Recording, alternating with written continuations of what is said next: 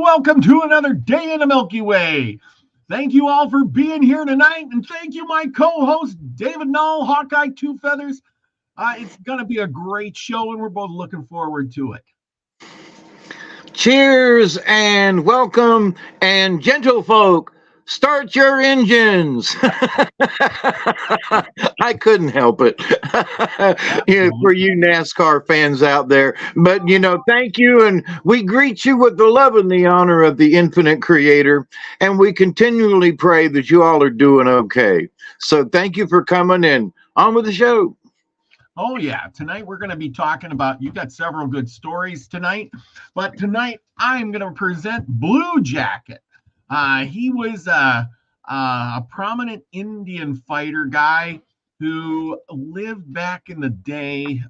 Here, I'm going to put that up in a second. But yeah, he lived back in the day just before Tecumseh. And so he was the original Indian revolutionary fighter, I should say. As the people were getting pushed out of the Ohio Valley, that's kind of where it began, is because, they were getting pushed, and he was a Shawnee Indian chief, believe it or not. Now remember, he would have been in Ohio Valley, which is west of the Appalachian Mountains. And so for a long time, the colonists didn't really bother him out there, because the Appalachians kind of gave that big buffer zone of from the people, coming out to settle the territory. There was treaties with the Indians that kind of, was a border there. And then, of course, the Indians, they sided up, most of them, with the British. And because they sided up with the British, everything was pretty good. Well, at least until the British were kind of losing. And we all know what happened. But then there was the French and Indian War kind of thing going on, and the French moved out. Time? I don't know if you mentioned what time period this is. I'm going to mention that in a second here. Yeah, because I'm like, when was he living there? Okay, yeah. I'm sorry. Well, we already talked about these things like the French and Indian War. I'm trying to give you the run up to what all became, because the colonies were getting settled, and we've talked about the Indians on the coastline, and they were pretty much getting defeated in the late 1600s or so. They were just kind of getting wore out there. There wasn't much to it, and colonies like Virginia and Massachusetts, Delaware, those Indians were getting pushed west. And of course, their happy zones were in the Appalachian Mountains, and on the other side, in that big Ohio Valley, which stretched out into Kentucky and Indiana, Tennessee area. Good hunting out there, and of course, there was elk out there, and there was buffalo and beaver, and of course, that was the trading commodity of the Indians at the time. So, that was their livelihood. That was their money. That's which is great, because, they had something to trade. But anyway, yes, everybody hit the like button. I like that. F. Kitty, Lucky Stone, Jackie J, thank you for joining me. Joanne Dancing Gypsy, thank you for being in the house tonight. Really appreciate all of you. Aaron's Energy in the house. Anyway, as we know, things got going. Chief Blue Jacket, he was born around the year, I would say 1738. He didn't really come into the records until about the 1738. He didn't come up into the records until about 1773. This is the kind of the first recorded recollection of Blue Jacket. By this time, you got to remember, he's getting old already. He's an old man already. He's, well, in terms of the Indians anyway, you would say. He's already a chief. He's getting in his 30s, 40s, and he's leading. The people are starting to move across lands, and this is starting to become a problem. And of course, then we have Lord Dunmore's War. This is where it kind of kicks everything off. What happened was the Iroquois, who we've talked about many times, the Seneca, the Iroquois, they were kind of north, like in New York area, down all the way down to like Massachusetts area, in that big chunk. Well, they were getting pushed, and of course they signed treaties with the Americans. Well, in those treaties, it had resulted, the results didn't go favorably with the Shawnee, who populated the lands on the other side of the Appalachian Mountains, because the Iroquois gave their land away and said, here, you can have it, go take that territory. It wasn't so good for them. It didn't bother them because, hey, they weren't involved in all of that. Anyway, we find Blue Jacket, and he has quite the setup. As you can see by this map, there's Blue Jacket's town, the Chillicotes, Little Turtles Town, another prominent Indian chief, Traders Town. These little towns were getting set up out there. There was the Shawnee, the Miami. The Miami were situated in like around Indiana and Illinois, and then the Lenape. Of course, these tribes were kind of getting pushed too. It wasn't a good time for them when you got the American people moving west. And as they moved west into this new fertile land, problems arose. And we will find that out in a second. So the first big war that started everything off was Lord Dunmore's War. And Lord Dunmore, let's see, here's Lord Dunmore. We'll find Lord Dunmore in a second here. Lord Dunmore, he was Scottish, of course, and he was the governor of Virginia, and he went out there to destroy the Indians. Well, he got a big surprise, and he was defeated terribly. He was led by Blue Jacket, of course, and Little Turtle, and the result was a historical treaty of Fort Stanwix. And the Treaty of Stanwix gave over the historical hunting grounds, back from the Iroquois.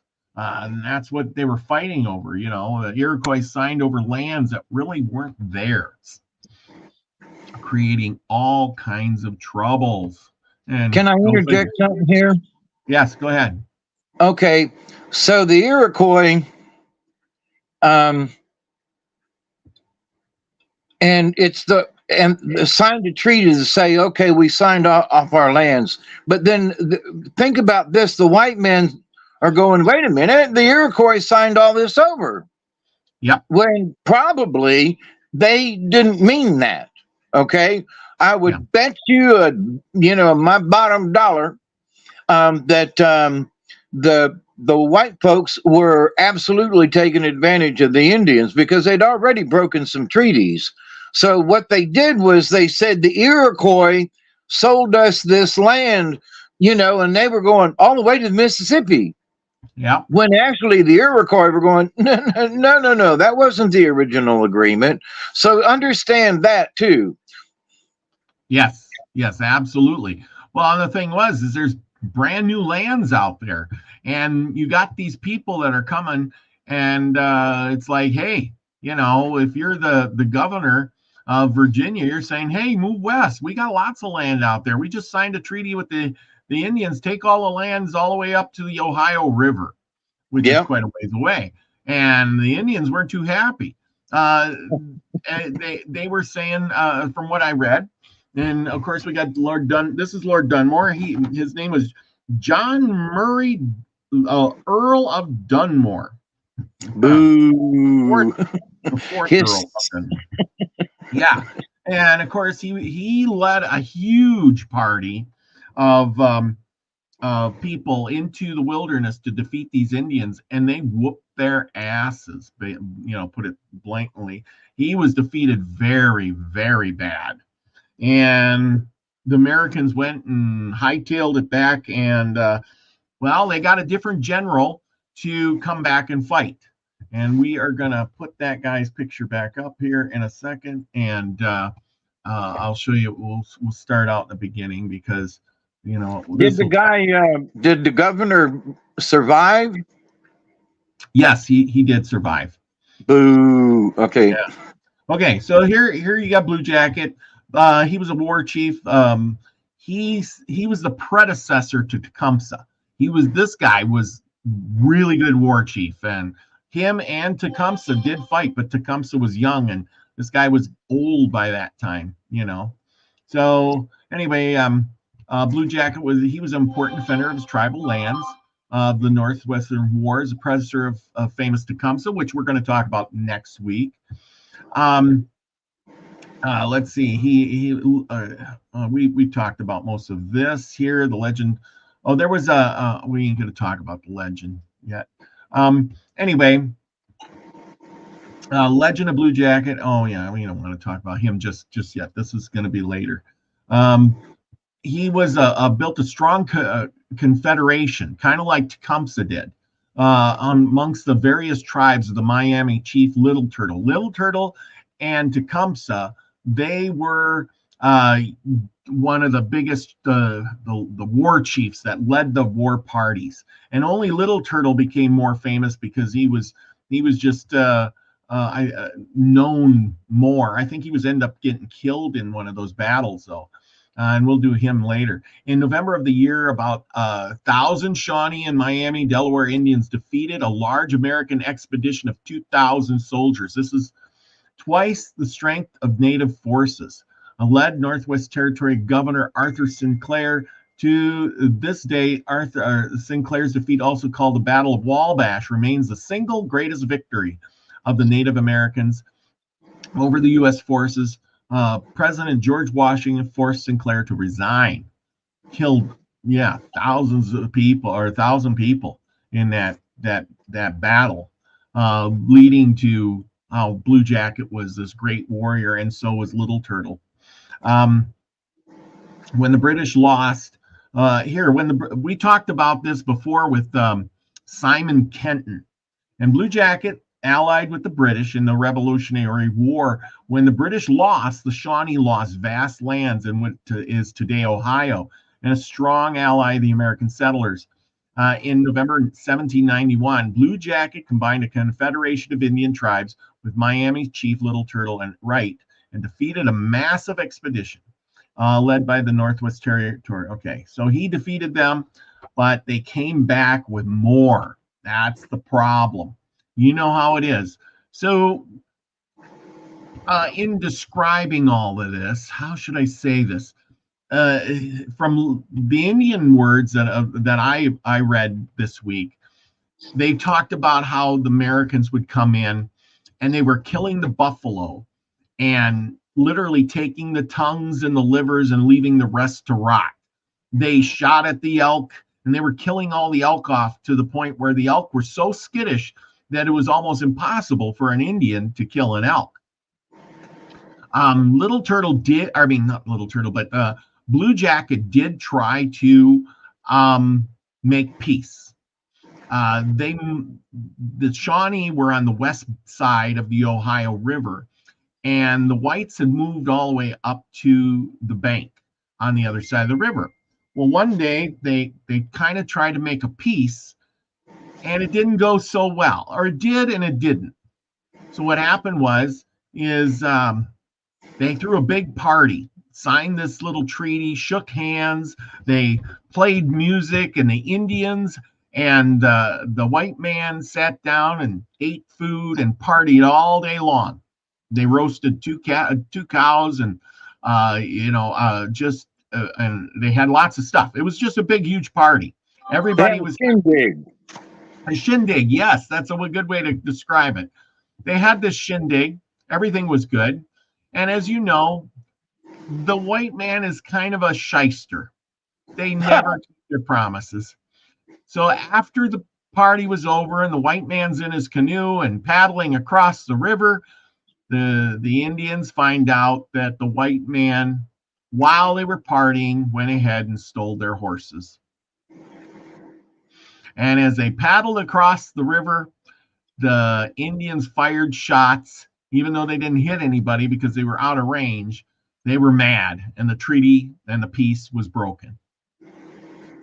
This is how long this peace lasted, just one party.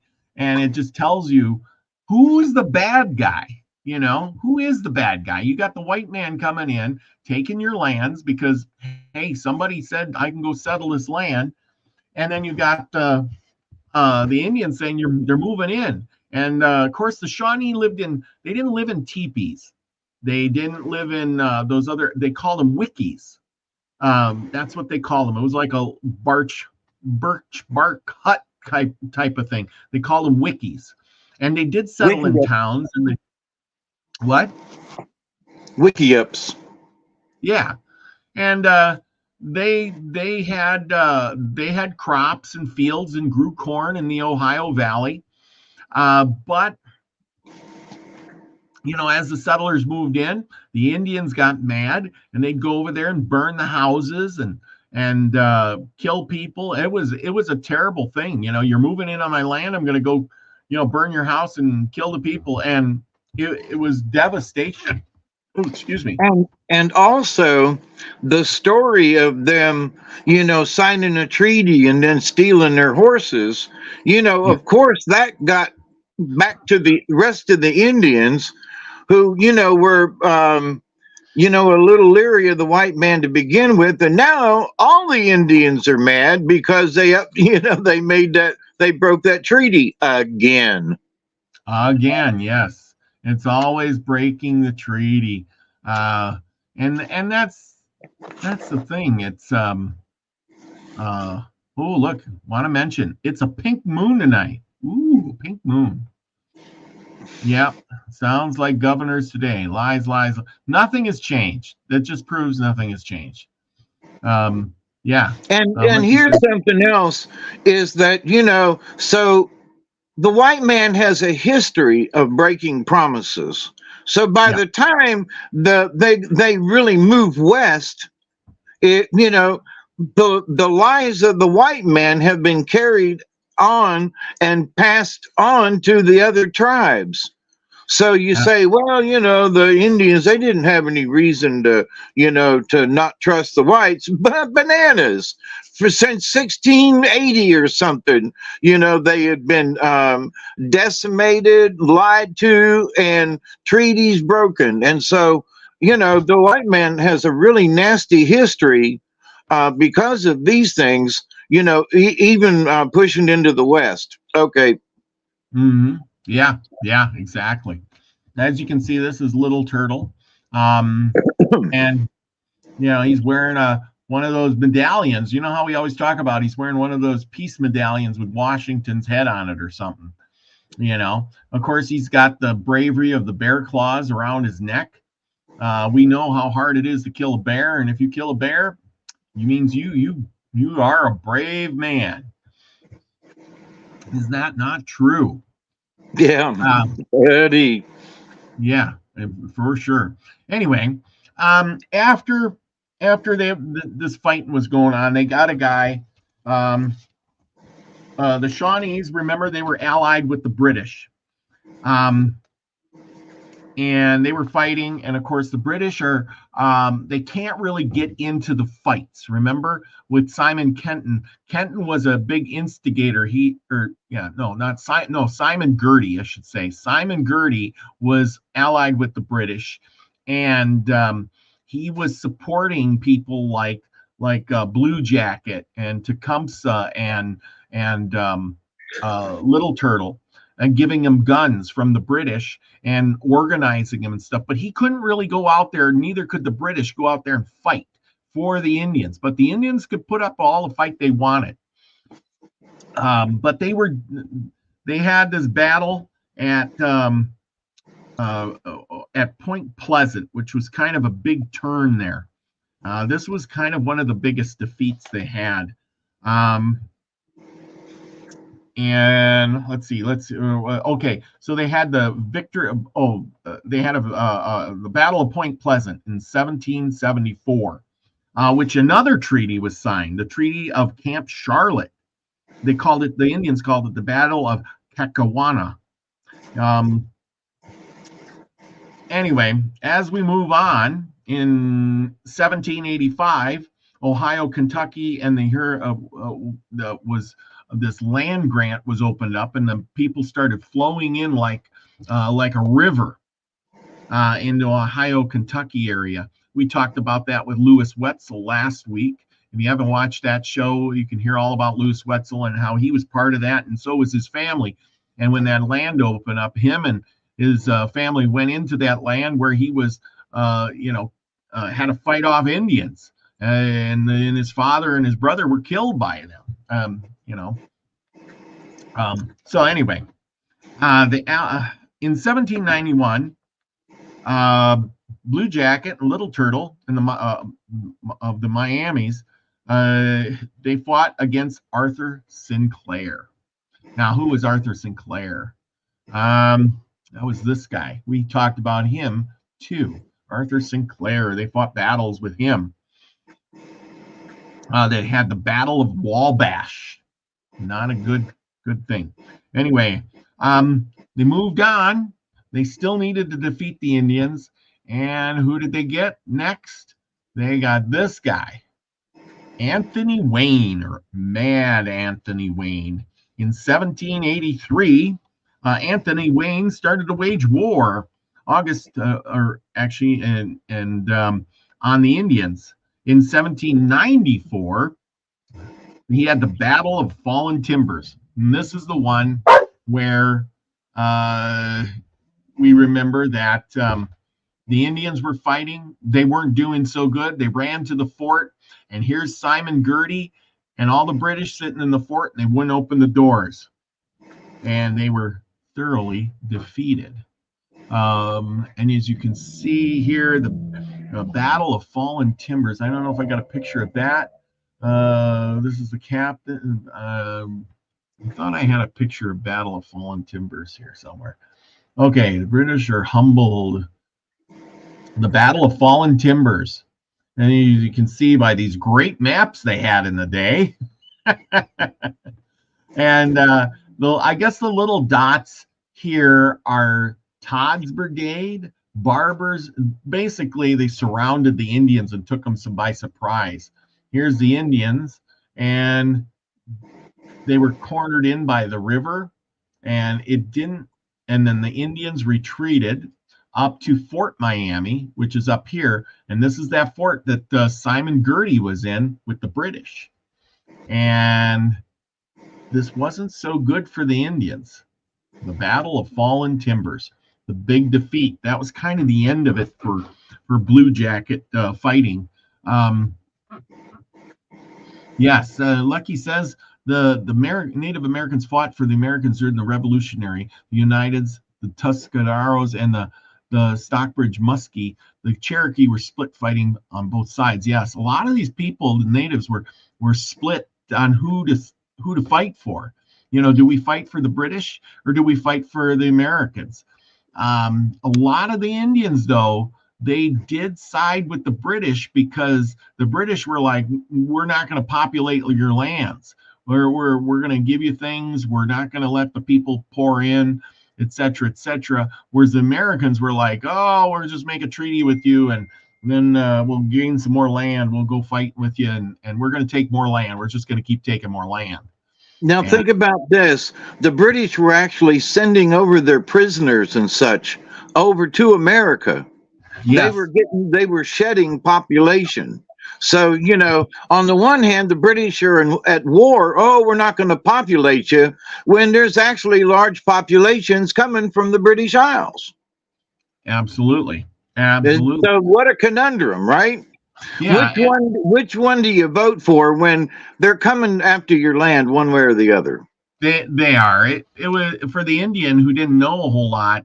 It was it was very confusing, and because they didn't have the communication, that they could only go by one side of the story or the other.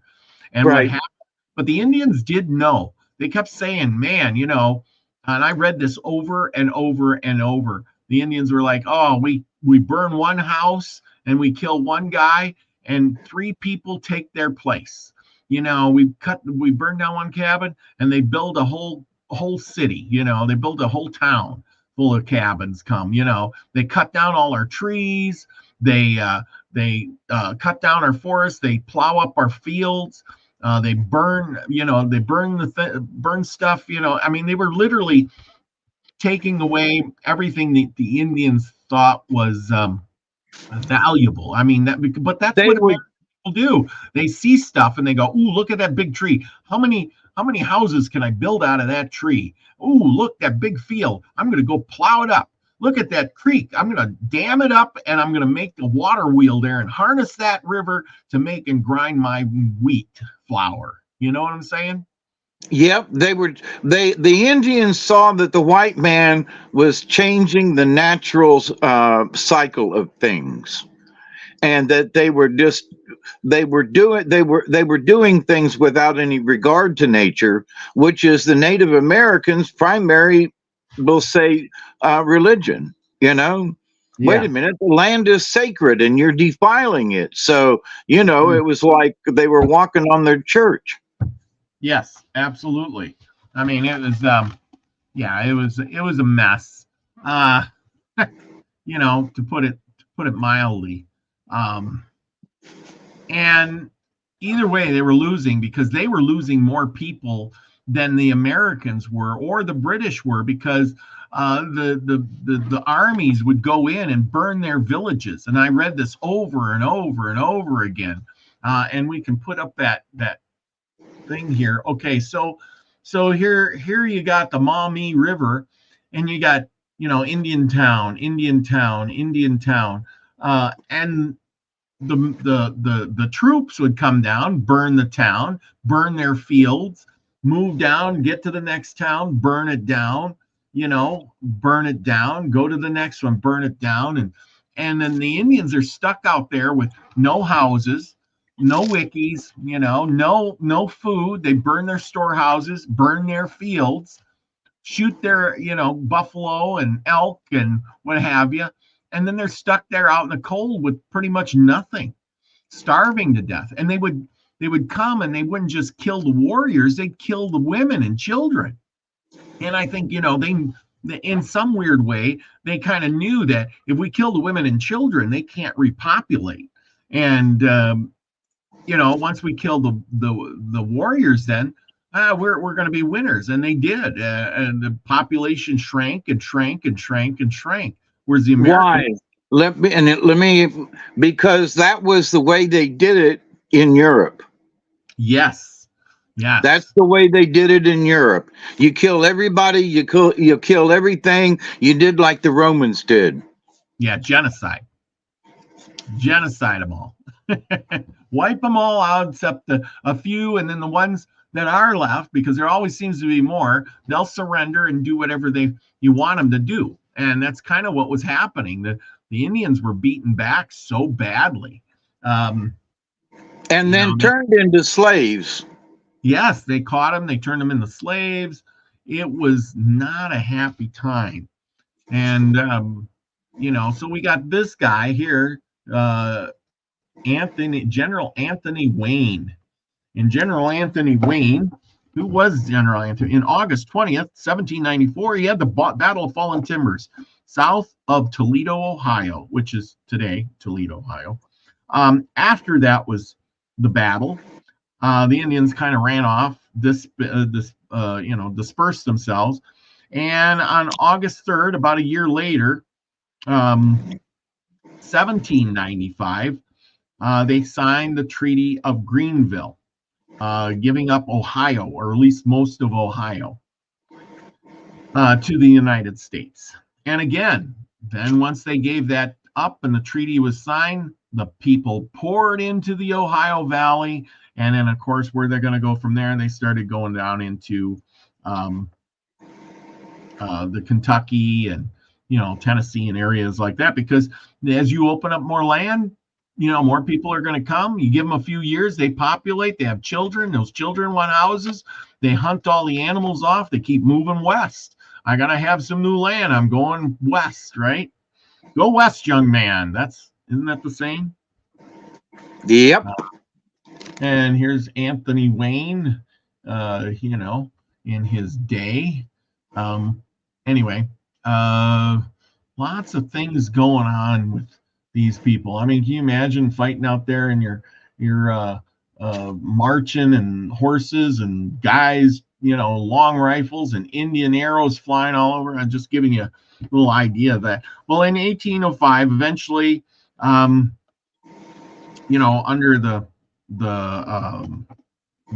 there was another treaty in 1805 signed. It was called the Treaty of Fort Industry. Go figure, Fort Industry.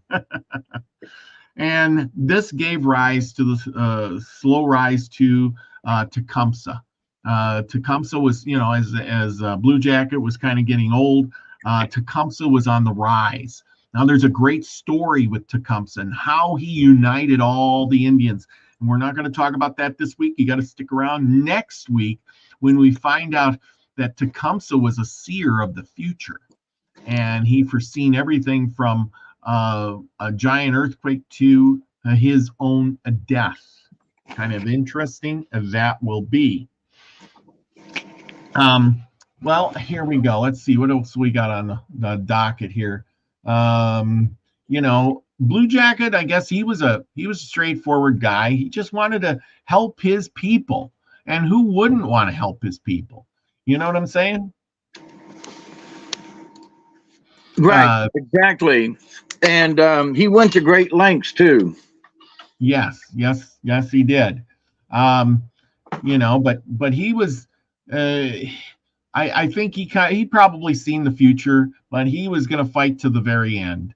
And why not? I mean, if you kind of knew what was going on, you're like, I'm just going to have to keep moving and moving and moving. But we're going to talk about something else that happened to this poor guy. And let's see if we can get this one right. Okay. It's the last one. Curious legend around Blue Jacket. After his death, he had been fact. Okay, so little is known about Blue Jacket, but a curious legend grew up around Blue Jacket many years after his death, that he had been, in fact, a white boy kidnapped and adopted by the Shawnee during the Revolutionary War, which happened a lot, people. They would find children after they burned the houses down and killed the parents, and they would, try to adopt them into the tribe to, repopulate themselves. They would go through, all kinds of tests and trials, and eventually they would become, warriors, and they would become full-fledged Indians, just as well and trusted as any other Indian in the tribe. And remember too, that if the Indians were attacking, a lot of times, they would say, "Run, children, run into the woods and hide." Yep. So then the parents were killed, and some of these children, were left alone in the woods. So that you say, well, where did the kids come from? Well, think about some of the movies you saw back in the day.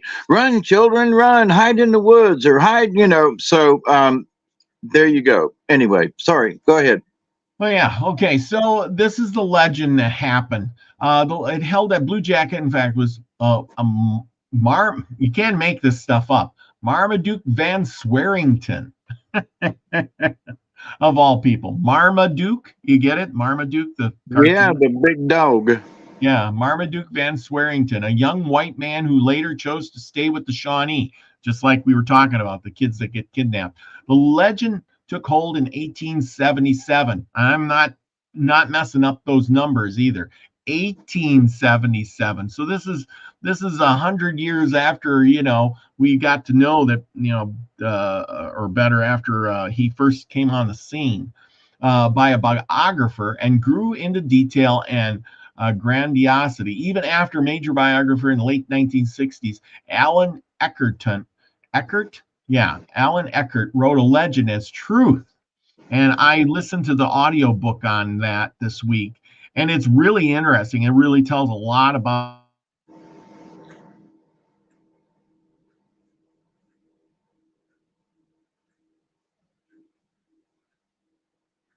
We lost your audio.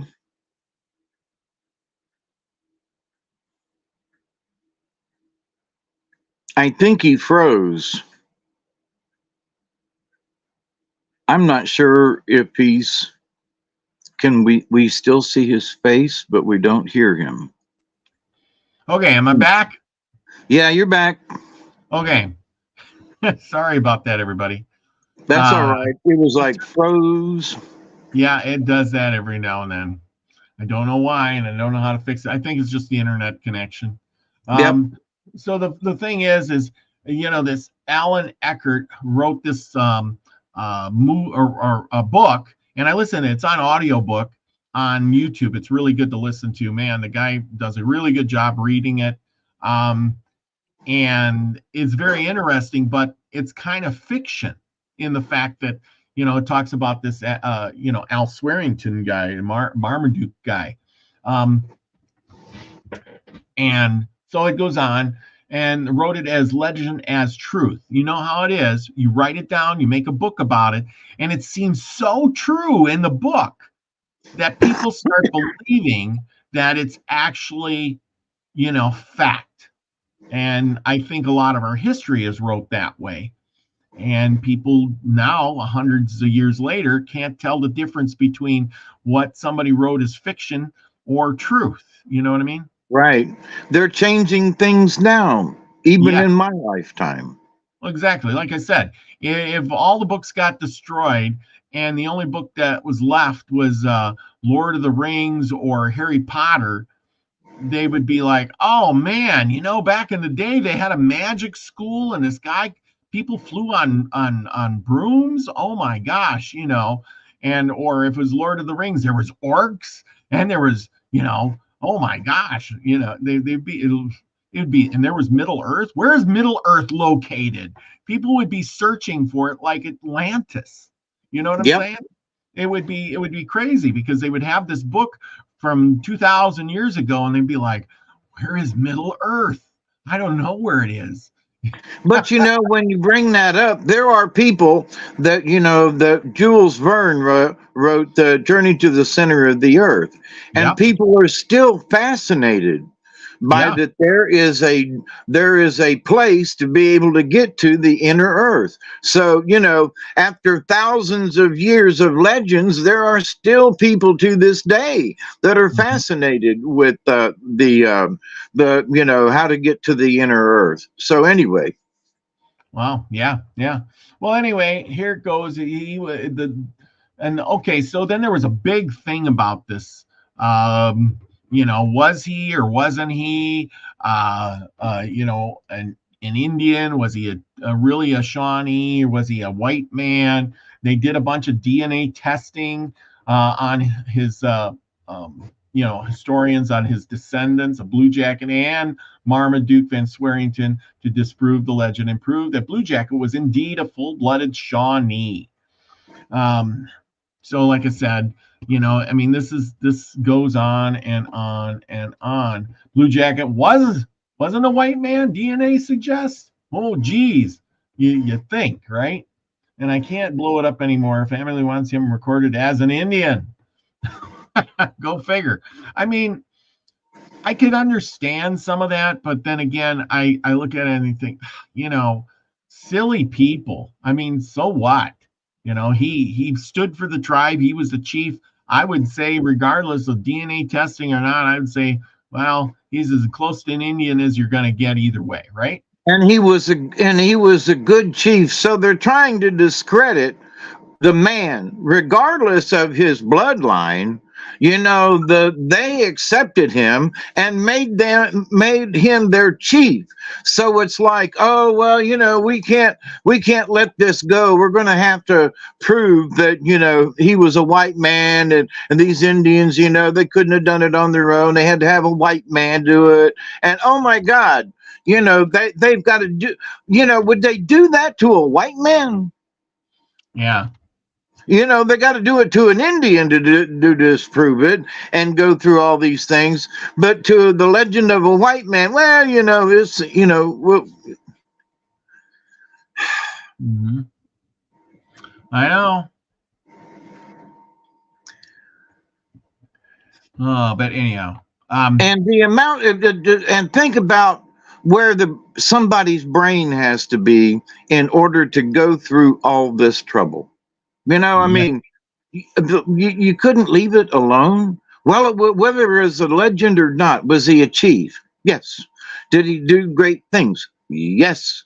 Was he in these battles? Yes. So what does anything else matter? Yeah, exactly. Yeah, Aaron's energy. Stupid white Americans, I swear. Quite the story here. Yeah, I would love to have you on. Just send me an email. You could be you can join with us. I would love to have an input on any of this stuff, right? Wouldn't you? Yep. We're always open. Yeah, doors always open. You send me an email, I'll send you a link. Sounds great. Anyway, would love to have you on the show, have you tell your story. That's what it's all about.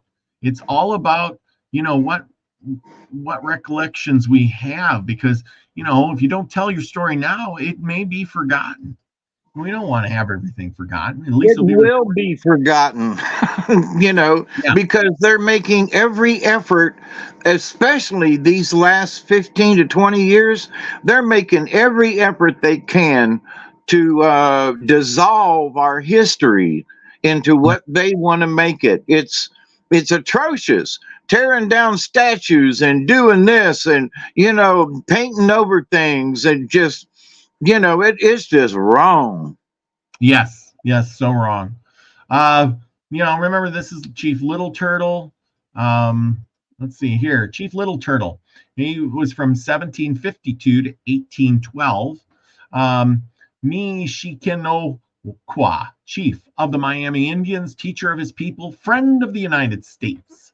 His endeavors towards peace should have served as an inspiration for future generations. This plot of ground, the last resting place of the Chief Little Turtle, is dedicated to the children of America and made a public park in 1959 through the generosity of some lady, Eleanor Schmelzy, and Mary Ann Catherine Schmelzy, under the auspices of the Allen County Fort Wayne Historical Society. Again, Fort Wayne, named for Mad Dog Indiana, Wayne. Right? Yeah. So like I said, there tons of towns in Ohio are named after people like Simon Girty, Simon Kenton, Mad Dog Wayne. We go by these names. We just don't even know our own history. How many people could you go to Wayne, Indiana, and wonder, why is it named Wayne, Indiana? Huh? They would just say, I don't know. I just live here. And also in Ohio, there's a Wayne County. Yes, Wayne County. Major Anthony Wayne. There's the guy. Because he chased the Indians out. He made it safe for the white man to live. So they could destroy the land and plow up and till things and kill all the animals. I mean, how many elk are still left in Ohio? Or how many buffalo are still left in Ohio? Oh, they wiped them out. Like by the 1812, they were all gone. All the buffalo were gone east of the Mississippi. All wiped out. That's how fast it went. And then they moved across the white man moved across the river. And by the 1880s, the buffalo were pretty much wiped out again. And killed, millions and millions and millions on the east side of the west side of, I mean, the amount is unimaginable. And who knows how many millions. Yeah, there was probably at least 1 million buffalo on this side of the Mississippi. Oh, I would say if there's 30 million buffalo or 40 million buffalo on the other side of the river, there was probably at least 10 million on this side of the river. Possibly. Because, Yep. you know, I mean, because that's what the Indians were living off of. Most of the Indians have, were living on the east side of the Mississippi River until the horse came along. And in the 1700s, the early 1700s is when they got their horses. So the Indians were all living on the east side of the river. So they didn't touch the buffalo much on the west bank of the Mississippi. Lucky says because they couldn't. yeah. So as of 2024, Ohio had 986 bison. So, but the thing is, were the original bison for there was the east side. There were different bison. There was the plains bison, and then there was the eastern bison, which were a different breed of. They were the same, but they were built differently. So look that one up. I didn't get to look that one up today, but it is a very interesting. What? I would be curious too if the buffalo that they have in Ohio is in any way from the original herd. Yeah, I highly doubt that because, like I said, I think they were pretty much extinct on the east side of the Ohio in the early 1800s. Yeah, they were all wiped out. I would agree, but that's what I mean. My curiosity would be: is there any way that they and how could they prove it? I think they called them a woodland bison or something like that. The wild bison have not been spotted east of the Mississippi since 1830. There you go. 1830. There you go. Well, they were all gone. Isn't it amazing? And then, of course, by 1880, another 40, 50 years from then, all the millions of bison on the other side of the river were wiped out too. Go figure.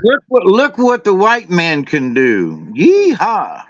Yeah, they can wipe them all out. They can cut down all the trees. They can genocide a nation. Yeah, literally. That's what they do. Here's Blue Jackets Town. Here lived the famous Shawnee chief who led the Seven Nations in their defeat at Fallen Timbers. He later was a prominent in the making of the famous Treaty of Greenville. And we talked about the Treaty of Greenville, which kind of was in, I don't know, I don't remember which year that was. Exactly. Oh, Treaty of Greenville, August 3rd, 1795. But that wouldn't be the only treaty because, the white man keeps breaking their promises and stuff like that. So I encourage you all to go out, do your own study. Here's these books: The Warrior of the Shawnees, Blue Jacket, War Chief of the Shawnees. This Alan Eckert, this is the guy who wrote that book, but it's about the Marduk Van Swearington. I mean, it's good, but it kind of goes about in the wrong way. It tells it that he was this Marduk guy. So I don't know, but it does have a lot of information about the Shawnee Indians and how they did things. I would suggest you know what? I wish somebody would write a book about the Shawnee Indians in the correct way without putting in the fake Marduk Swearington. You know what I'm saying? Yeah. Yeah, but all in all, it's on YouTube. You can listen to it. I did. The guy's got it like 6 or 7 parts. Let's see. Lucky says he's probably looking all this up for us. Thank you very much. There were probably about 2 to 4 million bison east of the Mississippi River. Opportunities for a restoration of the wild plains bison east of the Mississippi are slim to impossible. Yeah, because there's too many people east of the Mississippi, because that's where most people live nowadays. And there's Pearl Jones. Welcome. Hey, Miss Pearl, continued prayers for you. Yes. So anyway, like I said, it's quite quite the thing out there with the Indians, and they, as I read about all this stuff, it's kind of sad in a way because here you are living in the woodlands. You got buffalo, elk, you got deer, you got all these things, beautiful lands, and you get people coming in and they're chopping down your trees, burning your fields. You're living in a little wiki made of bark and bent willow branches or something, Yeah. and they burn it down, and then they cut down all your trees and build this big log cabin instead. They cut them down, they build a fort, and of course, you want the stuff that they have, and so you go and you trade with them, and because you're thinking, I want to have what they got. And I think we have a lesson to learn by all of this. And you know what that lesson is? Are you picking up what I'm throwing down? Leave things alone and learn how to live with Mother Nature. That's one thing. Yeah. What are you throwing down? Well, the thing is don't give up what you got for what somebody else has, because in the end, what you might have may be way better than what they got. And that's what the Indians didn't realize. They were like, hey, I want blankets, I want clothing, I want metal products, I want a gun, I want I got to have all that stuff. That's wonderful things. I can go out and, protect myself and defeat my enemies. And, oh, this is wonderful technology. But then instead, they didn't realize that they're fighting themselves. They are out there defeating their enemies, who were the other Indians. And then after they got all these guns and they got the weapons and the clothes and the trinkets and the medals and all of these things, well, they got taken advantage of. It's like, hey, we control all. You may have a gun, but we control all the black powder and all the bullets and all the lead, and we control. You see how that works? Yeah, you might have a gun, but it doesn't do any good if you don't have anything to go in it. Yeah, and then of course, well, now we're going to take your land, and you can fight all you want, but there's more of us and less of you. And when we run low on people because you wiped out one of our armies, we'll bring another one back that has twice as many people, and then we'll really wipe you out. I swear, if I was an Indian, I'd been thinking about that too, and be like, hey, we defeated them, but now they're going to come back tenfold. This isn't good. What do we do? Yeah, and they had no concept of what was on the other side of the ocean. They had no concept that there were countries, full of people that were begging to go to the new land, and they did in droves. But and they're still coming, So the land of opportunity, home of the free and the land of the brave, But and that's got a different look these days.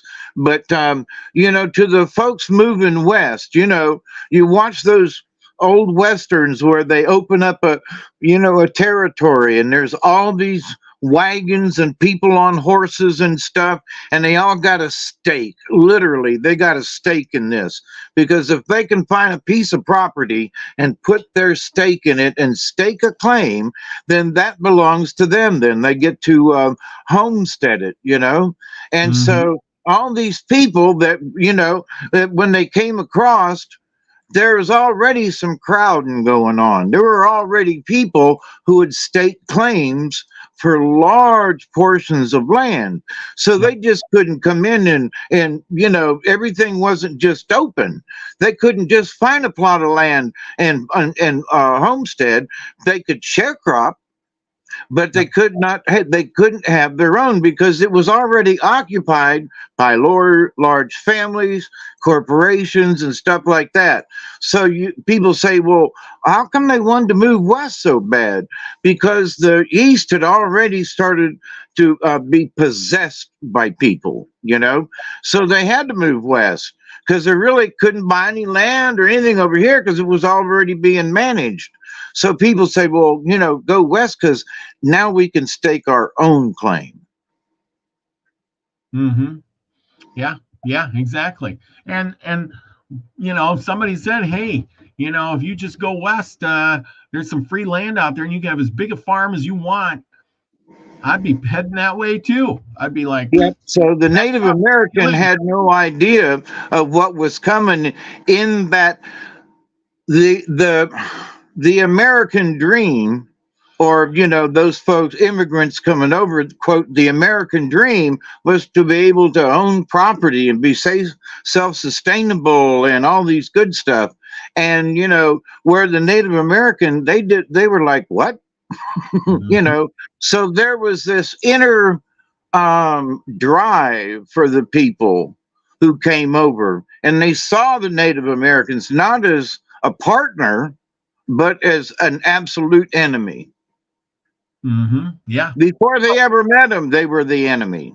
Well, and I think that they didn't do it like as I read the last bunch of days, was that they didn't put a good impression on them either. When they were saying they were flooding into their lands, and they were killing all the buffalo off, and they were killing the elk so fast, and chasing them off, and the elk were so skittish they couldn't even shoot them either. And I mean, and then they were wasting the buffalo. They would shoot one and take out the tongue and the liver and leave the rest for the wolves. And that would make me mad. I'd be like, hey, I mean, there's a lot of them, but hey, I gotta eat too. And when I want a buffalo, I go out and kill it. I take the hide, I take the bones, I take the innards, I use pretty much all the pieces of it for something. And you go out there and shoot it and take the tongue and the liver and call it good and move on. I'd be mad. And I mean, and you're wasting all the meat. You're wasting all the meat. And I wonder what it was about the tongue and the liver. Well, the tongue was the easiest part to cut. You cut it out. You ever have tongue? It's really good. Yeah, I've had beef tongue. Yeah, and tongue is really good. And the liver provides you with vitamin C, believe it or not. Did you know that? I think. Yeah. So you can get your vitamin C from eating the liver. And there's also minerals. That's because minerals and stuff in that too. So that's one of those important parts so you cut that out. And liver's pretty big, and they would eat that thing. That would be like the delicacy of the day. Eat all the liver you want, because that liver is gonna be, it's huge. It's huge. Yeah, and also, I'm sitting here thinking to myself that scurvy, which means you have to have vitamin C. So if you didn't get enough vitamin C, even out on the plains, that scurvy was not a good thing. Yeah, yeah. And where are you going to get it? You can't really go out there and start picking some apples off the tree yet, because Johnny Appleseed or oranges or anything like that, right? Exactly. Okay, so I guess that's about it for Blue Jacket. There was a lot of information, but not a lot of information. I think because it was so long ago, and that he didn't really get his story told until he was an older gentleman. And I think he lived about 70 years of age or so. So, yeah, that's about right. Yeah. And so he put in a good long life, but like I said, he was the kind of the mentor to Tecumseh. And Tecumseh came along after him, and they actually fought in wars together. So, but Tecumseh carried the torch later on. Lucky did his research again for us. Thank you, Lucky. Bison liver is high in vitamins A, D3, and K2, specifically the rare forms of MK4 and MK7, B12, and iron. There you go. I thought there was vitamin C in that too, but who knows? Maybe I'm wrong. But I thought there was vitamin C in there. But anyway, there's the vitamins A, D3, K2, and you need D3 to live. That's a hard one to get. Yeah, rare forms of MK4.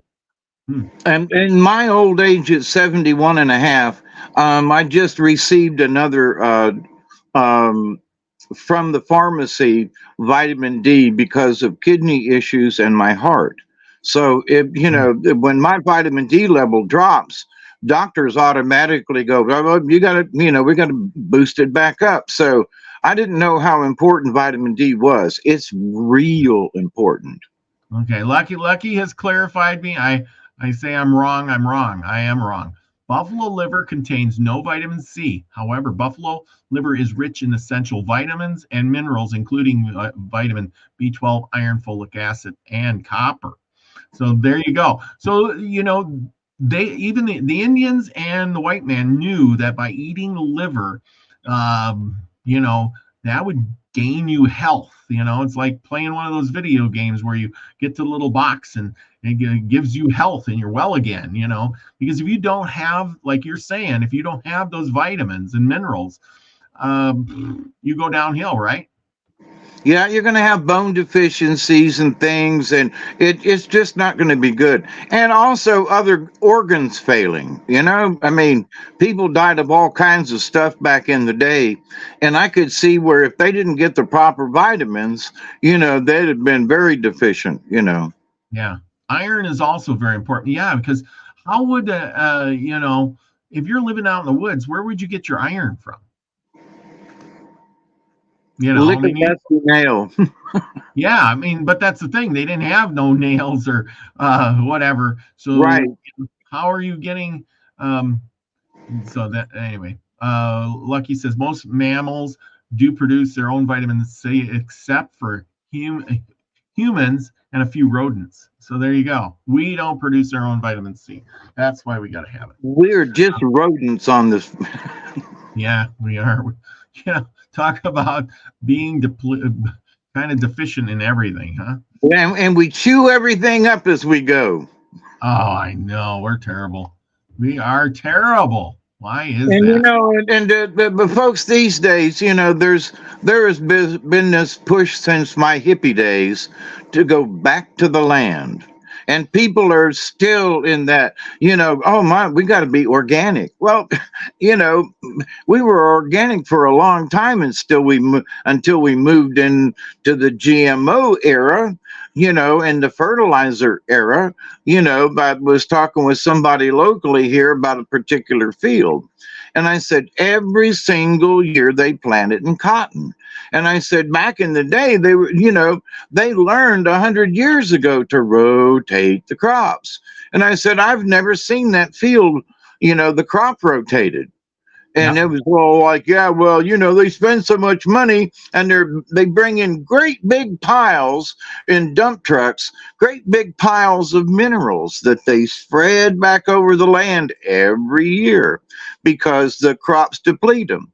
Yep. So instead of doing what nature said, they're fooling it all the time. All the farmers are doing this. You see, great big piles of minerals of some kind, or Yep. lime, or whatever it is. So they're still mistreating the land, even in my opinion, even worse, because they don't even rotate crops anymore. But anyway. Yeah, well, and that's the thing. They know that if they depleted those minerals out of there, the crop won't grow. So they bring in minerals to feed the land. Why don't you just rotate your crops? You do the same thing if you just rotated your crops. And there are crops that you can grow that will help regenerate the land, and Yeah. sometimes just leaving it fallow and just letting nature take it over, versus planting anything. So, but to that point though, it's amazing that, there are some folks that just take it for granted that farmers are doing things right these days. Well, and these days, yeah, there's less farmers and there's more corporations. And the farmers that are farming, they're trying to make the biggest buck they can possibly make. And I don't blame them because, so you're planting cotton. That's your big crop. That makes you the most money. You buy all the big machinery to pick cotton. Well, if you rotated your crop to say beans, now you got to go buy a combine that does beans. And then you got to have bean planters and all. You got to have all these different. So now you got to have a whole different farm setup one year. Then the next year, you see where I'm going with it? Millions of dollars for equipment. And so you're thinking, well, is it cheaper just to bring in the minerals? Of course it is. The minerals are so cheap. Back when I worked on a farm, it was that, one farmer grew cotton, so he had a cotton combine. Another farmer grew corn, so he had a corn combine. So they traded, or they rented, or they leased the guy. The guy says, for so much an acre, I'll come combine it for you. And the farmer goes, come on, and off they go. So my friend that I lived on his farm, he had a combine and he made a decent salary in the fall combining other people's farms. But anyway, to that point, nowadays, to find this is our area, to find a field of corn anymore is like, what? Or a field of beans, but something else, and just down the road for me is a huge farm, and they grow at least 2 crops a year. And what they're doing is they are doing it with plastic, and they're putting in water lines down each row. Wow! And so that they get all the nutrients that is pumped into the water system. So they're not actually taking it out of the land. So actually the land is just holding it. Yeah. But so, and then the beds are covered with plastic, but they recycle the plastic. They reuse as much of the water lines as possible. You go by and see where they pulled it up out of the rows, and then they hire a bunch of Mexicans to do it, by the way. So there is that. But they grow a bunch of different vegetables. They grow broccoli and different types of crops like that. And they're not necessarily GMO, but they are absolutely. It's almost like it's hydroponic outside. Yep. Yeah, I've seen those places like that. And it's kind of neat how it's done, but you got to wonder how much plastic is getting into the plants and the ground nowadays. They say that those plastic fibers are breaking off. It's like, oh boy. Anyway, Anyway, Lucky says there are some crops you grow together and they help each other. The Iroquois and the Cherokee called the corn, beans, and squash the 3 sisters because they nurture each other. So good. Thank you, Lucky. The beans grew up the corn stalk. Yep. So anyway, enough of my shindig. We got your stuff here. We got a good story for you tonight, people. My shindig. I'm excited to hear this one. Oh, yeah? Yes. A raccoon story? Yes. We haven't had a raccoon story in a long time. It's always fox and coyote and raven, or some or man eaters and all of this stuff. When was the last raccoon story we had? Come on now. Oh, it has been a while. Hang on.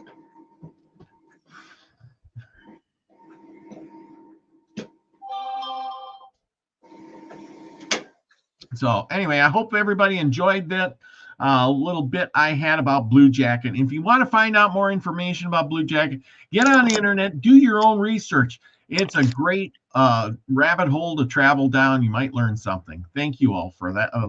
Listening to me tonight. And also, in going down the rabbit hole of one, you find other characters along the way. Oh yeah, exactly. Like next week, we're going to talk about Tecumseh, because, like I said, Tecumseh was the predecessor to Blue Jacket, and I'm sure those two sat down at a fire somewhere and smoked the pipe together and had some words along the way. Right? Probably. And it might not have been words. It might just have been sign language too, but interesting. Well, they were both Shawnee Indians, so I'm sure they spoke the same language. Yeah. So, and Aaron's energy. I'll tell you, I wrote down the name of that, and I'm going to look up Chief Loon and Loon's Foot, and I'm going to look up Chief Red Bonnet and see if I can find a story from them and maybe present that right here. Wouldn't that be interesting, eh? That's what I'm thinking. So there you go. Oop. There. No, there we go. Okay. You should be all set. Are you ready? I got it up. It's good. Yeah. Let me get a swig of drink. Yep. We get the swig. And thank you everybody for your comments in the chat section. I love reading all the good stuff. And thank you, Lucky, for finding all those little tidbits that, especially when I'm wrong.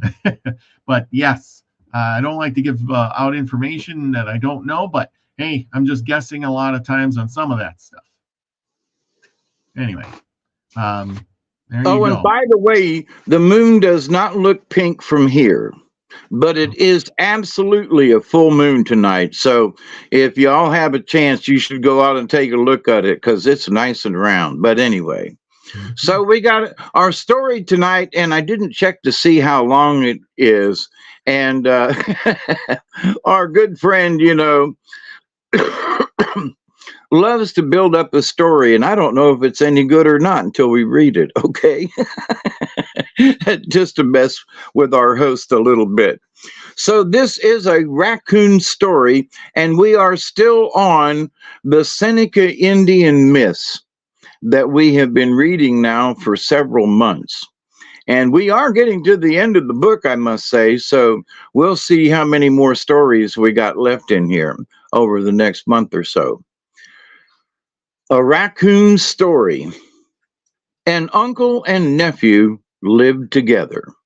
One day, when the nephew was in the woods hunting, a handsome young woman came to the cabin. She had a basket full of bread on her shoulders. Unstrapping the basket and putting it down in front of the old man, she said, "Here is marriage bread.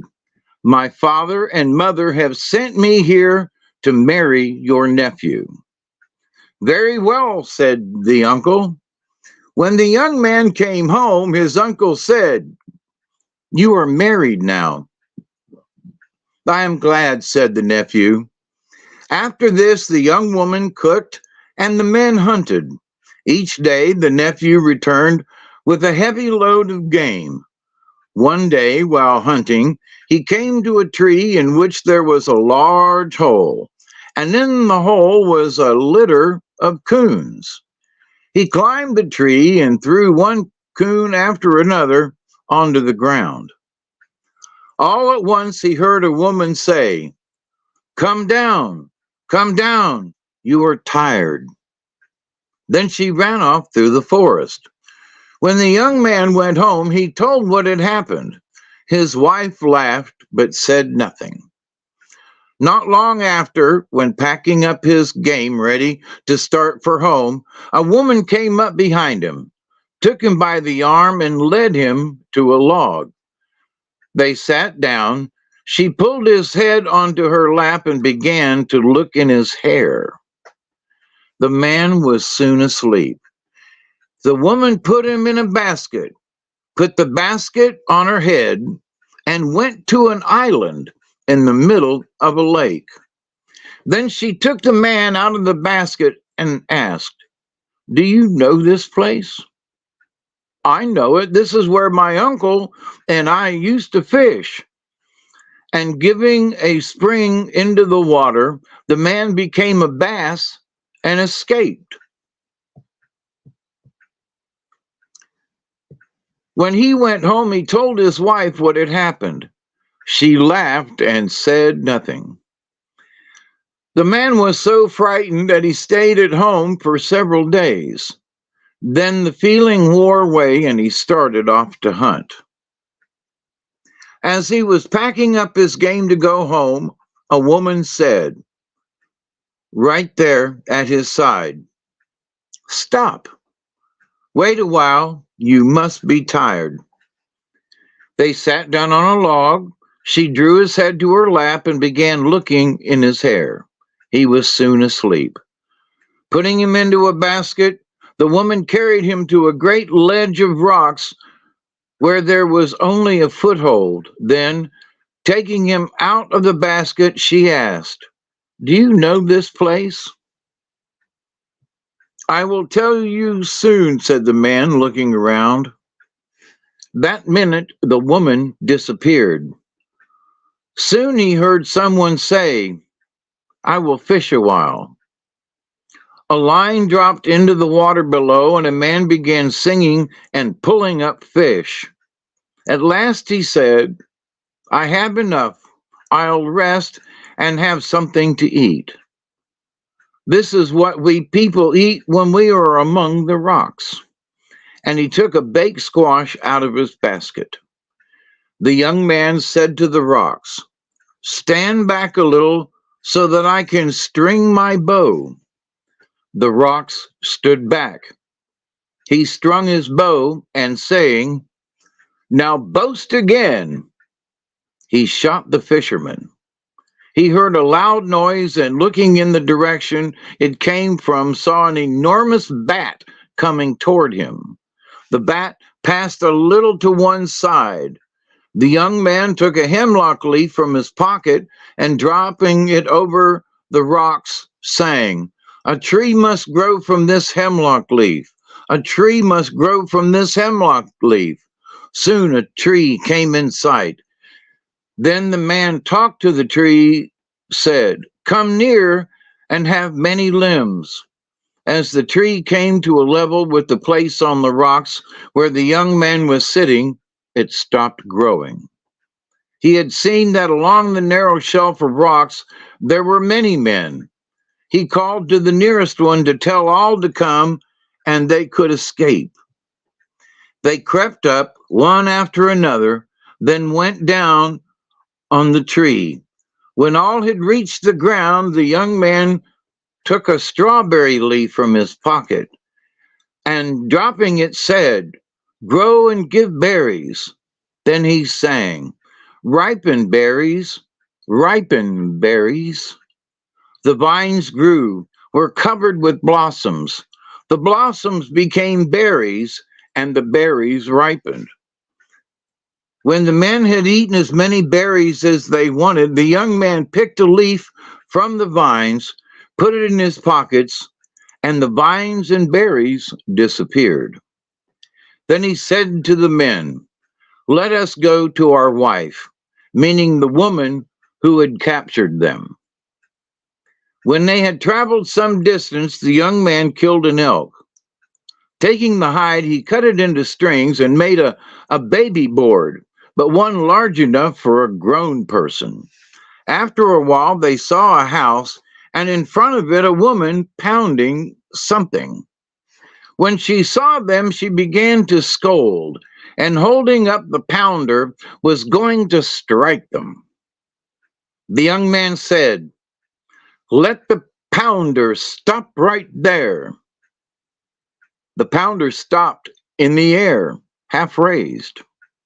They seized the woman, strapped her to the board, and saying, "You must be cold."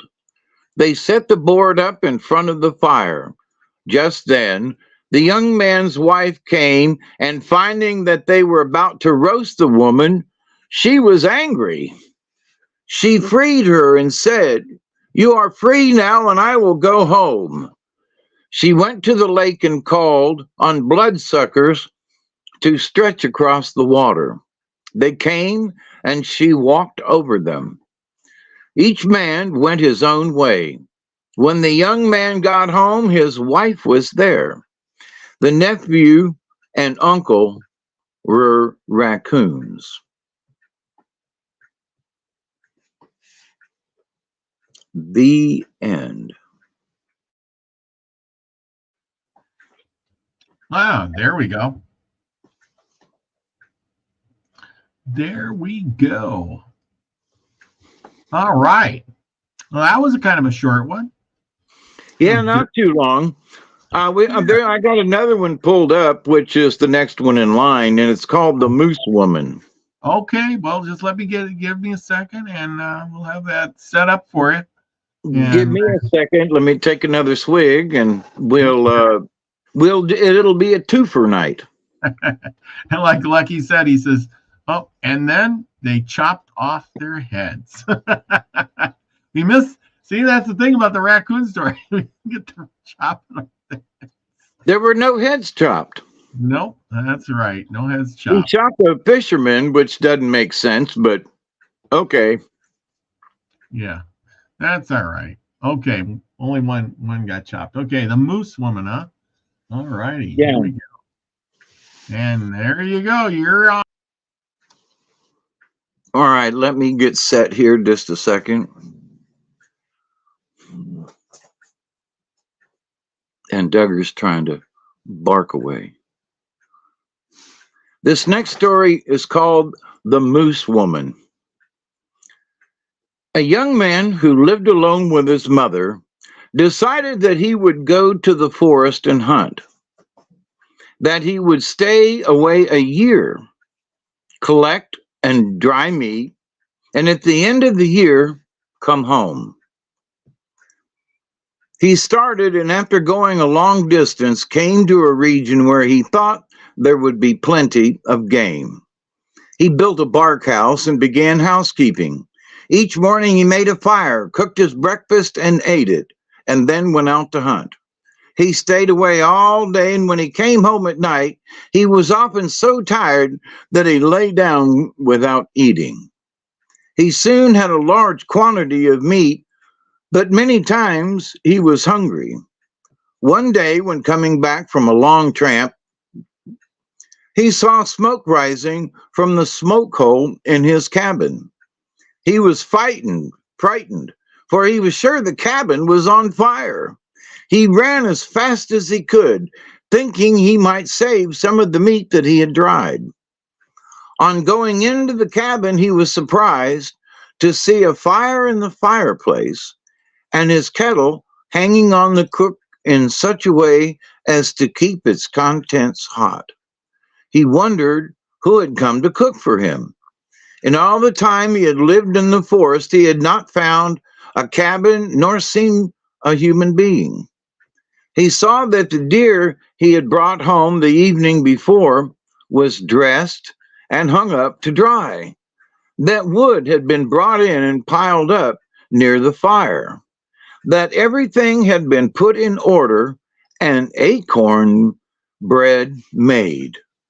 On the way home, he had thought that he would lie down as soon as he got to the cabin, but now he was glad to find a warm meal awaiting him. He sat down and ate, thinking, the person who got this ready will soon come. But no one came. The next morning, he went into the forest to hunt. When on the way home, he looked to see if smoke was coming out of his cabin. It was, and again food was ready. Near the fire, he found a partly finished braid. Then he knew that his unknown friend was a woman. She had put a number of deer skins to soak to make a buckskin. He thought how kind she is and made up his mind to see her, even if he had to stop hunting. In the morning, he started off as usual, but only went to a place in the woods where he could watch the cabin. Soon he saw smoke rising from the cabin. And creeping back cautiously, he waited around till a woman came out for wood. When she went in, he followed quickly. He saw that the woman was young and good looking, and he said to her, "You have been kind to me. I am thankful." She said, "I knew that you were often hungry, and I came to see if you would let me be your wife." The young man was so glad that the woman was willing to stay. After that, she tanned deer skins, dried meat, cooked for him, and worked hard every day. She was good-natured and kind, and her husband loved her. Before the end of a year, a boy was born, and then they were perfectly happy. When the time came that the man had set to go back to his mother, his wife said, "I know your promise to your mother. The time has come for you to go. I have everything ready. I have made moccasins for you and for your mother, and there is plenty of meat." "How can I carry the meat?" asked the man. "She lives a long way off." "You have only to select the meat you want. I know how you can carry it." She knew how he came to the forest and that he could reach his village much quicker by going in a canoe down the river. Early the next morning, she asked him to go to the river with her. It was not far from the cabin. When they came to the bank, she took a tiny canoe from her bosom. Her husband wondered what she was going to do with such a little plaything. "Take hold of one end of this," said the woman, "and pull away from me." He did, and the little canoe stretched and stretched till it was very long and wide. They placed it at the edge of the water. Then he brought basketful after basketful of meat from the cabin and packed it away in the canoe. When the canoe was well loaded, the woman gave her husband a package and said, "I want you to put on a new pair of moccasins each morning and throw away the old ones." Then she cautioned him not to forget her, said, "When people see what a good hunter you are, many women will want to marry you, but you must be true to me. If you are not, you will never see me again." The man promised to come back in the fall, and they parted. When he reached home, news spread that such a woman's son had returned from a year's hunting and had brought back a great deal of meat. People came to see him to look at the meat. He told no one, not even his mother, that he was married. So many young girls asked for him. His mother had a nice-looking girl whom she liked, and she urged her son to marry her, but he refused.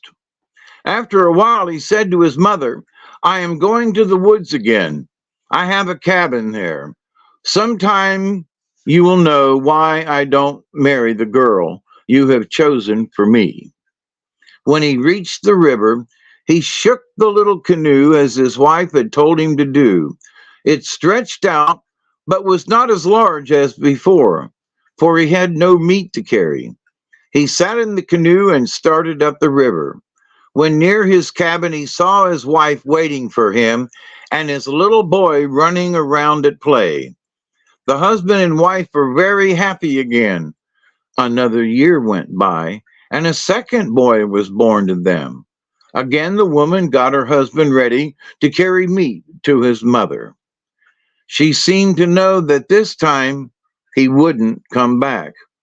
In parting, she said to him, "If you marry another woman, you will never see me again. But if you love me and the children, you will be true to us and come back. If you are not true, your new wife will soon be sucking her moccasins from hunger, for you will lose your power of killing game." As before, the man's fame as a hunter brought many good-looking girls to ask for him. Again, his mother urged him to marry, but he refused and was ready to start for his cabin in the forest when a beautiful girl appeared in the village and came to his mother's house. Her mother urged him to marry the girl, and he yielded. The wife in the forest knew what had happened and said to her children, "My children, we must go away from here. Your father doesn't love us." The children were full of play and fun, but they were troubled by their mother's tears, for the poor woman was always crying. After the man had taken a second wife, the meat in his mother's house began to fall away strangely. He could almost see it disappear. Though there was a good supply when the woman came, in a few days, but little was left. He went hunting, but couldn't kill anything, not even a rabbit. He went day after day, always the same luck, but his power was gone. One day, when the man came home, he found his wife sucking her moccasins. She was so hungry. He cried and sobbed. This is my punishment, thought he. She warned me that this would happen if I were untrue to her. Right away, he decided to go to his first wife and her children and never leave them again. And he started without saying a word to his young wife or his mother. When he reached his cabin in the forest, he found it covered with snow. Not a single footprint was to be seen. He went in. The cabin was empty, but the children's moccasins were there, and the sight of them made the father very sad. As he was hungry, he looked around for food. Near the fireplace, he saw 3 little mounds of ashes, the second smaller than the first, the third smaller than the second. He sat down and wondered what the mounds could mean, for he knew that they had been made by his wife as a sign for him, should he ever come to the cabin. At last he made up his mind that he had 3 children, and he determined to find them. My boys, thought he, are playful, and as they following their mother, they must have hacked trees. When the mother and her children were starting away, the elder boy said, we will mark the trail, so if our father ever thinks of us and comes back, he can follow us. The woman said, you mustn't do that. Your father will not come back. He has another wife and will never think of his children in the forest. But as they traveled along and played by the way, the boys hacked trees and shot arrows, and now their father was able to track them. He found that after a day's journey, his wife had camped. He saw the ashes of a fire, and on a tree nearby, 4 pairs of moccasins. He made a bundle of the moccasins, and the next morning, when he started off, he carried the bundle on his arm. Again he walked all day, and again he found the ashes of a fire and found 4 pairs of moccasins. He was without food and was tired, but the next morning he traveled on. Toward night, as before, he found the ashes of a fire and found 4 pairs of moccasins. He always put the moccasins in his bundle. About noon the next day, he saw in the distance a smoke as from a cabin. He hurried on, and as he came near the cabin, he saw 2 boys playing, running around and shooting. They saw him and went into the cabin to tell their mother that a man was coming. She looked out, recognized her husband, and told the boys to stay inside and keep away from the man. The man didn't know that the children were his own. He supposed they belonged to someone who lived in the cabin. As he was hungry, he decided to go in and ask for food. As he entered, the woman turned her back, but the elder boy knew his father, and running to him, put his hand on his knee. The father didn't recognize the child, so he gently pushed his hand away. The woman turned and saw the act. There, said she, I told you to keep away from him, that he didn't love you. Now the man recognized his wife and begged her to forgive him. He was so earnest and begged to her to forgive him. He was so earnest and begged so hard that the woman forgave him and brought to him his little daughter, whom he had never seen. Ever afterward, the man was true to his wife, who, though she looked exactly like a woman, was of the moose family. He never again left his home in the forest, and he and his family were happy. The end. Now, that was an interesting story. Oh, yeah. That was interesting. Yeah. Beware men who stray from home. You know, well, back in the day, I think those Indians, they did take several wives. So there you go. Some of them did, you know. Yep. Yep. Chloe's in the house. Chloe's listening tonight. There you go. Secret Truth 2 is here. Visiting us. Elderberry's in the house too. Thank you all for coming tonight. It's a great night. Anyway, two great stories, I would say, as always. No head chopping. No head chopping. Linda. No head chopping. I mean, you know, a head needs to roll at some point. No head chopping. And there is Richard. Richard's in the house. And hi, everybody. Elderberry's here. That's right. But anyway, yeah, it's all good. Yeah. Dad left and we starved. There you go. I guess that's a good way to put it, right? Dad left, we starved. So tonight. Yeah, what do we got for tonight? I'm excited. For tonight, I pulled cards already earlier. Oh, you did? Oh, you're ahead of me. Yeah, so I'm ahead of the curve, so to speak. And which is interesting, there are 4 cards tonight, and 3 of them are upside down. So, but I don't think we've had any of these cards in quite a while. So that's interesting. So here we go. Is Turtle was the first card I pulled. We haven't had Turtle. And there goes my dog going crazy.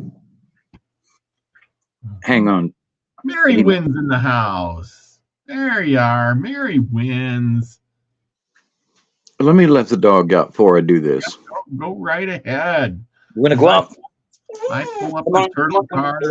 Everybody is piling in from the West Coast as we turn on their evening and our late night over here. And not everybody is a late night guru like we are out here. So we're doing the best we can. I hope everybody's doing good out there. We got some great cards. Like he said, he's got 4 cards tonight. That's kind of interesting. I know there's a full moon tonight. So if you're enjoying the full moon, cleansing your cards, your crystals, or your crystal balls, do all that tonight. Full moon on the horizon, or should I say in the sky somewhere. Anyway, take advantage of it. Summer season's right around the corner.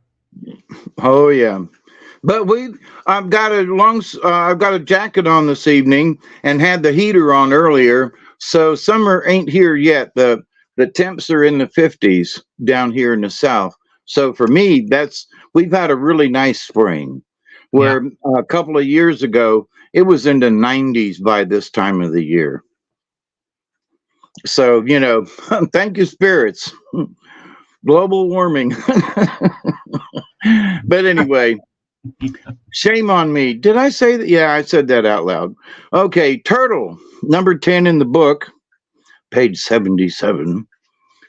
Turtle is the Mother Earth sign. Turtle, great mother, feed my spirit, clothe my heart, that I may serve you too.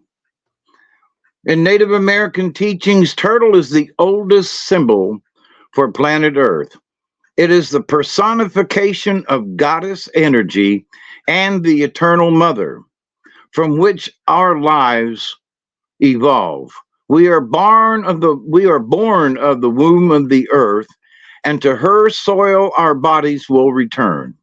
In honoring the earth, we are asked by Turtle to be mindful of the cycle of give and take, to give back to the mother as she has given to us. Turtle has a shell which is similar to the protection that Earth has employed for centuries as her body has been defiled. Mother Earth's protection has come in the form of earth changes, new plant growth, the creation of new land masses by volcanoes, and climate alterations. Like Turtle, you also have shields that protect you from hurt and envy, jealousy, and the unconsciousness of others. Now, I got to stop and interject this. The unconsciousness of others. That's a really important thing, right? Well, it's always important. But there are folks who are doing things unconsciously and they affect you. And so, and you go, well, wait a minute. So, you need to be aware of these things. Turtle teaches you through its habit patterns, how to use protection. If you are bothered by the actions or words of others, it is time to go inside yourself and honor your feelings. If you are attacked, it is time to give a warning snap. Now, rather than continue reading the rest, I'm going to the upside down turtle. Pulling the turtle card in the reverse means that Mother Earth is calling you to connect in some way. If you have become flippant and forgotten to place waste in its proper place instead of throwing it out of the car window, she is calling. If you have felt alone in your time of need, she is calling. If you have been struggling frantically or have little to eat, or if you have desired a child and see no pregnancy in the near future, she is your medicine. Use it. You are not alone. Ever. You are a child of the earth. All acts of pleasure, joy, and abundance are given by the mother of the creative love and force. Use her energy to aid you, and you will be healed enough to share this energy with others. This idea of a turtle helplessly trying to right itself after it is flipped on its upside down can also symbolize contrary turtle.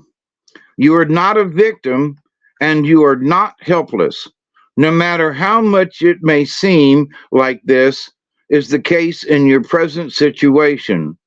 To right the ill-dignified turtle, you need only list the things you are grateful for.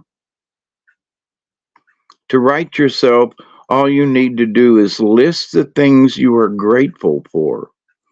And from that grateful place in your heart, look for the abundance of the alternatives that Mother Earth gives us. That's good medicine right there. Don't forget that you're never, ever alone. Now, the next one is Weasel upside down. Its number is 33 in the card thingy. And again, upside down, just interesting. We've had a bunch of upside down cards recently, but they're not giving you negative medicine, I mean, to right yourself if you feel upside down, list the things you're grateful for. Weasel is stealth. Weasel, weasel, weasel, who's in the hen house now? If I were to ask you, you'd say it was the cow. Weasel has an incredible amount of energy and ingenuity. Yet it is a difficult totem to have. It is not without significance that ermine or weasel pelt is worn by royalty. Weasel ears hear what is really being said. This is a great ability. Weasel eyes see beneath the surface of a situation to know the many ramifications of an event. This too is a rare gift. The chief sent Weasel to the enemy camp to smoke them for power. What are the medicines of our enemies? The chiefs asked Weasel upon its return. Weasel never failed to give an accurate account of the enemy's numbers, strengths, and weaknesses. It was Weasel who tearfully told the original people of the coming of the white boat people. And we just talked about that earlier. These brothers have strange new medicines, said Weasel. They will tell us that to live the way they do is wrong. They will tell us that to live the way we do is wrong. They will confuse us with their talking bark. They have stolen thunder from Skyfather and placed it in their weapons. They have no respect for the animal brothers and sisters, and they make their thunder speak to the animals and kill them. They will make the thunder speak to us also. Their numbers are too many to count, and these white brothers will steal everything from us but our spirits. The great dark shadow of the ravenous bird of death has fallen over the people. Now, we just talked about that a little while ago. So now the upside down weasel. Is contrary weasel in your cards? If so, look out for intrigue. Someone may be using covert tactics to weasel into the henhouse. Perhaps you should lock your doors and dress your teenager like a nun. Or perhaps you may be lying to yourself about something you know to be true.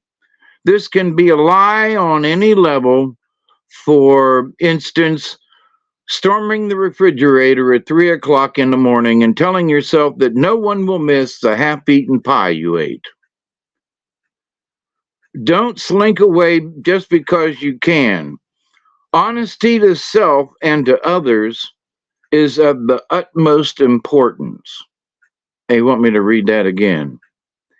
Honesty to the self and to others is of utmost importance. Honesty. Another message of reversed weasel is to acknowledge why you have been doubting your own feelings. Weasel upright observes all actions, feelings, and situations with keen senses. But in the contrary, those abilities of observations are dulled until confusion sets in. So, in other words, where you used to be able to notice things and be alert, you're not.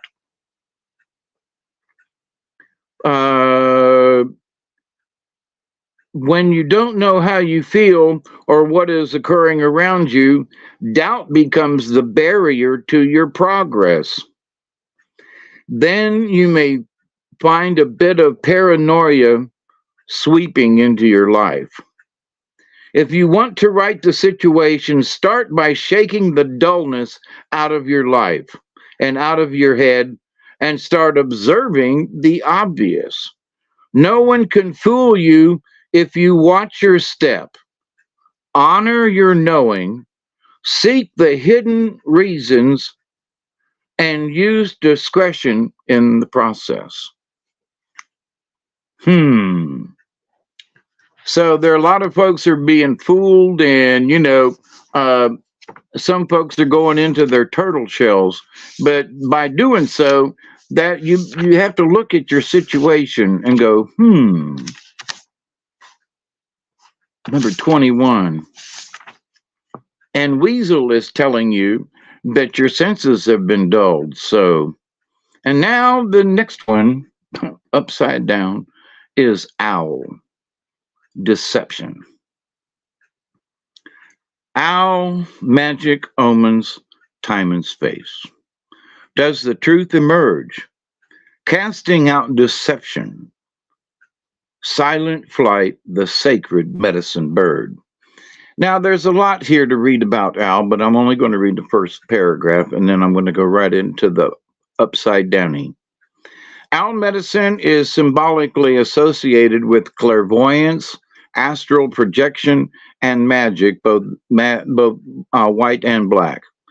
Owl is called the night eagle on several medicine wheels used by Amerindian teachers. Traditionally, owl sits in the east, the place of illumination. Since time immemorial, humanity has been afraid of the night, the dark, and the unseen, waiting fearfully for the first crack of morning light. Conversely, night is owl's friend.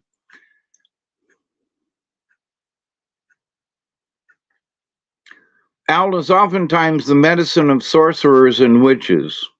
If owl is your medicine, be careful.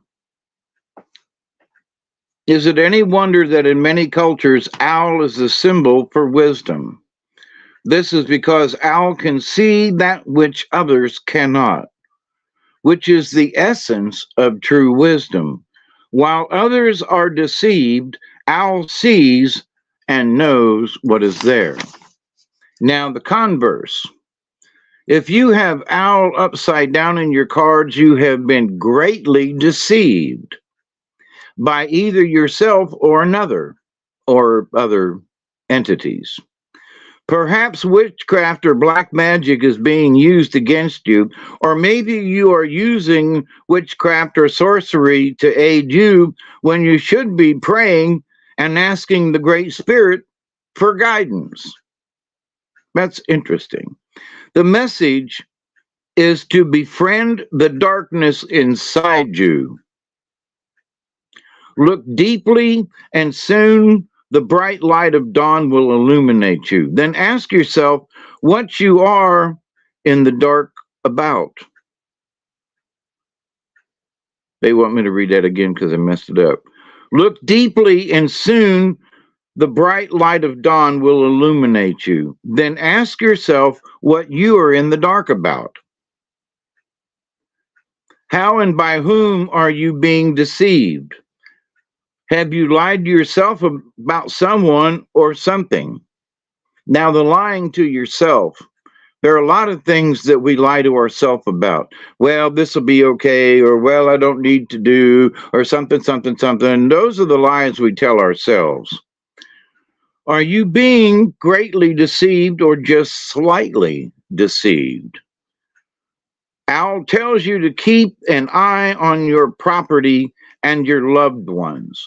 Remember that owl is always asking, who? Now that's interesting. In two cards, they're telling us to be aware. You know, turtle's going inside to check it, to look inside yourself and to look. Owl is saying the same thing. Are you being deceived? What's Weasel doing? Weasel saying, your ears have been dulled. So whatever's going on, you or us or something, the message is really clear. We are being deceived and our ears are dulled. So, and then the last one that popped up, I was surprised, and we have had this card before, is Squirrel. And it's right side up.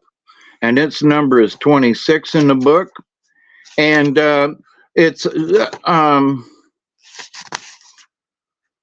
Squirrel is all about gathering. Squirrel, you have gathered nuts by the score, exactly predicting if you'll need some more. Teach me to take no more than I need, trusting the great mystery to harvest the seed. Squirrel teaches you to plan ahead for the winter when the trees are bare. Squirrel medicine can come in many forms, as this furry critter is very diverse in nature. The erratic behavior of squirrel has bested many a forlorn hunter. And it thus stands to reason as there are many benefits to being able to circle around the branch at lightning speed. This erratic behavior of squirrel can also get nerve-wracking. Trying to calm them down enough to accomplish something may drive you nuts. The gathering power of squirrel medicine is a great gift. It teaches you how to gather and to store your energy for times of need. It teaches you to gather and store energy. Now, think about that. It ain't about storing rocks and nuts and things, it's storing your own energy for times of need. Always be prepared.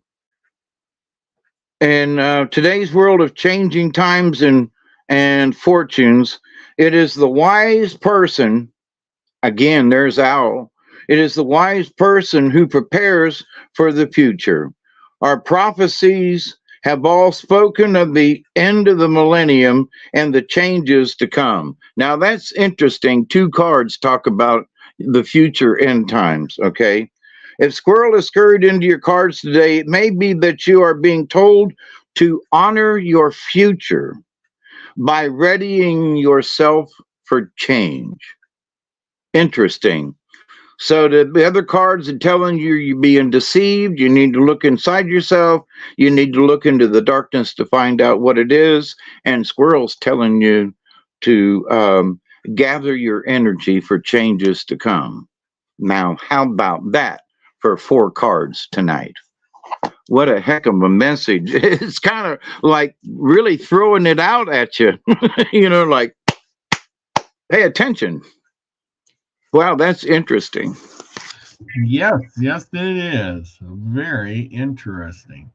Now, if somebody else sees something else in the cards, I'm open, but man, oh man, whoo-wee. You're being deceived, look inside oneself. And, as the turtle, there are a lot of things being slung around, names and things, and you're no good and all that kind of stuff. And like turtle, you just got to, forget about it. Yep. It ain't worth getting in a fight about. Not worth getting in a fight, that's for sure. Well, we've used up our 2 hours. We're coming right up on our 2-hour mark. 4 cards tonight, 2 stories, and 1 hour of information of Blue Jacket stuff. So quite the interesting night tonight. We dished it out. We didn't gab a lot. Oh my gosh, what a night that is. We didn't gab a lot. No, we got right down to business, down and dirty, I tell you. And we've been, and I don't know, I don't think we've set a record, but we have with the cards. But 2 stories and 4 cards. We done good tonight. Did good. A pat on the back, ha ha ha. Yes, everybody's saying that too. Very good card rating tonight. There you go. You got your praises right there. Look at that. And here's the thing, folks. If you say it was a good card reading tonight, then it means you should pay attention. Just not for me or whatever, but the future is in the cards, and just look around yourself and ask you if the cards have been telling you, to be aware and to, so pay attention to the cards. Absolutely. Do you got a show tonight? Boy, they're really strong tonight, let me tell you. But anyway, I can just feel them like a tingle, tingle, tingle. But anyway, so, but yeah, probably, I'm drinking coffee and I'm awake, so I'll probably do a show. Yeah. Yep, exactly. I know some of the late night people are just getting home. Chloe, she's getting home. She's going to be all ready to tune in when you tune on, right? But anyway, so it's all good. Thank you, everybody, for coming tonight. It was a great time. Next week, I'm going to do Tecumseh.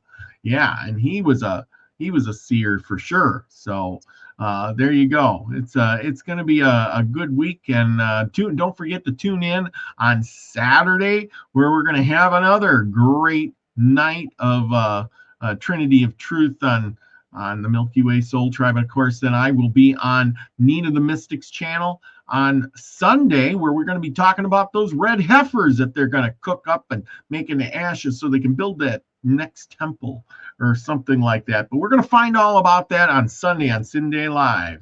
Meanest champ. The third temple. Yeah, the third temple.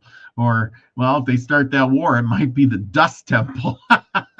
Yeah, and just since you brought it up, you're going to see it in the news here, but these folks that the cards are warning us about tonight, they have to make sure that the apocalypse happens.